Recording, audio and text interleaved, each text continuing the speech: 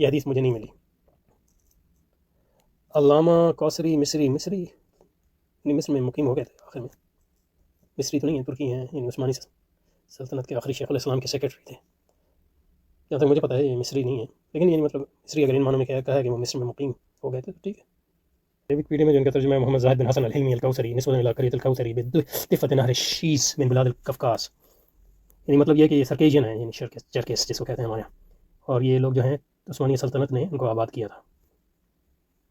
ترکی میں بھی اور شام کے علاقوں میں بھی اور فلسطین میں بھی اور اردن میں بھی، لیکن ترکی میں ان کی بہت آبادی ہیں، خاص طور پہ مطلب یہ ہے کہ انقرہ اس کے تو ولد بقرية حاج حسن قريسي القرية قريبة من دوزجة بنحو 3 أميال شرق الأستانة في تركيا، وكان ذلك يوم الثلاثاء. ترك يعني مصري نية. تفكر في جامعة الفهد بالأستانة ودرس فيها وتولى الرئاسة ومجلس التدريس، واضطهده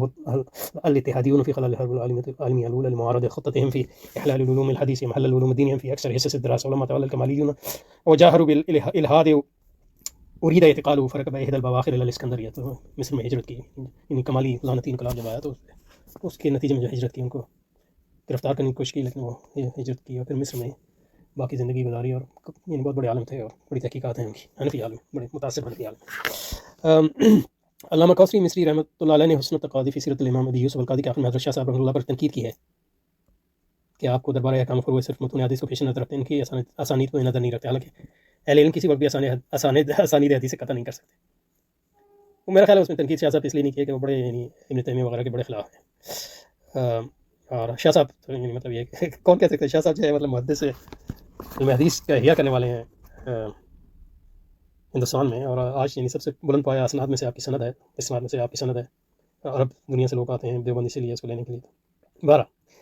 حالانکہ اہل علم کسی وقت بھی اسانید حدیث سے قطع نظر نہیں کر سکتے اور نہ کر سکتے ہیں، حتیٰ کہ صحیحین کے اسناد پر بھی نظر ضروری ہے، جا کہ دوسری کتاب کتب صحاح و کتب سنن وغیرہ۔ جب دربار احتجاج فی الفروع اسانید کی میں نظر ضروری ہے تو باب اعتقاد میں تو بدرجہ اولیٰ اس کی ضرورت اہمیت ہے۔ یہ کوثری صاحب کی تنقید ہے، اس کی مثالیں اس جلد میں بھی موجود ہیں۔ روح اعظم کی روایت جس کا تذکرہ مبحث اول کے بابسوں میں آیا اور عبد الحارث کے نام سے کی روایت بیاس ہے، مگر شاہ صاحب مفسروں نے ان کو مسلمہ حیثیت سے پیش کیا، بلکہ ان پر استدلال کی بنیاد رکھی ہے۔ قصہ مختصر کتاب حل کرنے میں میں نے اپنی والی پوری کوشش صرف کر ڈالی ہے، کوئی دقیقہ اٹھا نہیں رہا یہ بات کہ میں اپنے مقصد میں کس حد تک کامیاب ہوا ہوں تو اس کا فیصلہ قارئین کرام کریں گے، تو بس یہ کہہ کر خاموش ہو جاتا ہوں کہ سپردم بتو مایا خیشرا تو دانی صادق مبیشرا والسلام علیکم کتبہ سید احمد اللہ عنہ پالن پوری خادم دارالعلوم دیوبند 15 ربیع الاول 1421۔ اللہ تعالیٰ آپ کو جزائے خیر عطا فرمائے۔ تو لگتا ہے بڑی محنت کی ہے انشاءاللہ۔ تو اگلی بار جو ہے حضرت شاہ صاحب کی مختصر سمانے شروع میں دیا اس کو بھی پڑھیں گے انشاءاللہ۔ تو یہاں پر رکتے ہیں انشاءاللہ۔ السلام علیکم۔